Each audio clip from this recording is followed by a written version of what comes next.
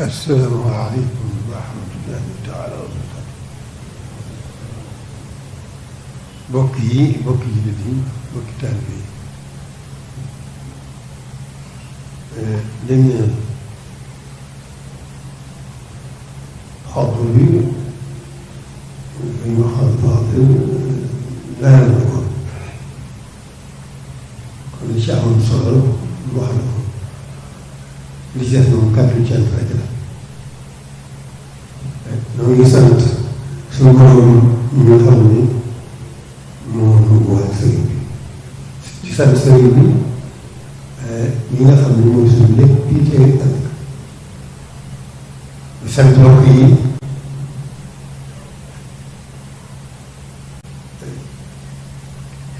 benn xam na ne itam nag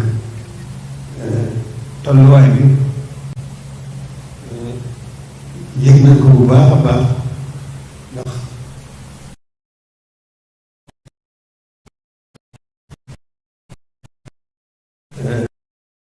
kem kàttan moom mel na mu gënee taxawaay tolluwaay boobu maa ngi amee mbooleem taalibe yi maa ngi leen amee cant bu réeréer ndax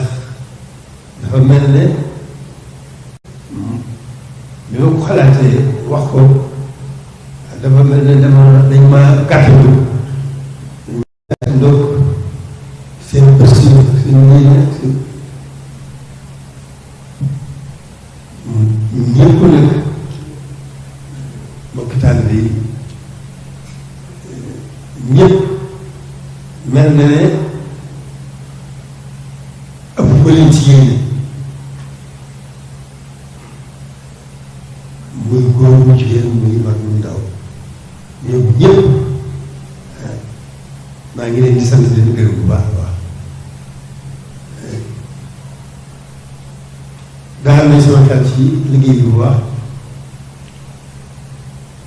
liggéey bi dëgg la xëy na réy na waaye sëriñ bi moom daay leen fi moom yaakaar ni kon buñ ci jubloo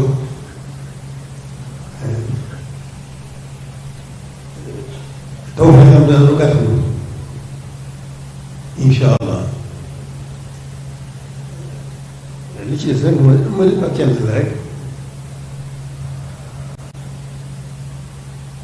ñoo ngi sant bu baax a baax di gërëm bu baax a baax ak cant rek moom moo leen fi nekkal di ñaan bu baax a baax suñu gën noo gàtt noo taw bi suñu lépp yéwén ci barkeel jërë ngeen jëf ñu tàll sëñ bi ñaan